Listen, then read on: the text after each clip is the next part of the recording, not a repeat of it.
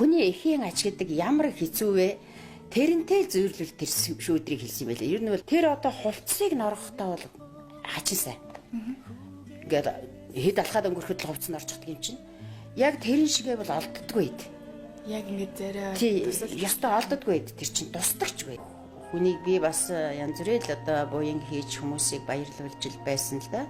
Гэтэ ер нь баярлж байгаа хүн бол жинкнээсээ баярлж байгаа хүн бол их өөр штэ. Их өөр тийм. Магна энтернийг сонин. Нүднийх нь харц тийм ялхам сууч юм шиг.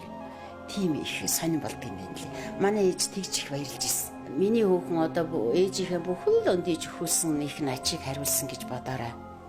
Ээж нь башилаа гэд тэгжсэн. Тэгээ башилаа гэдэг нь одоо баярлаа гэсэн үг. Тийм. Тэгээ би нөгөө одоо нөгөө шүүдрээ шин зохиж басаад баярлуулж чадаагүй болохоор бас өнөөхөө орууллаа. Шүүдрээ мөнгөн туслааранд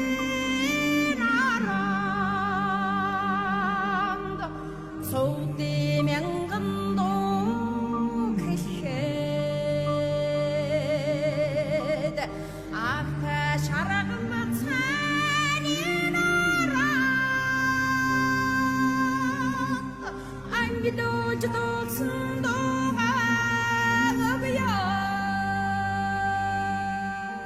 ингээд бичээ тэрнийгээ дуулсан. Тэгээд ээж минь миний хүүхэн шүүдэр зохиж өгөөд ээж нь бас урам өгч чадаагүй гэдэг жийсэн. Тий. Тэгээд одоо тэгээ нөгөө тэрнийгээ шүүдэр зохиж хариулж чадаагүй болохоор бас дундаа оруулаад ингээд дуулсан.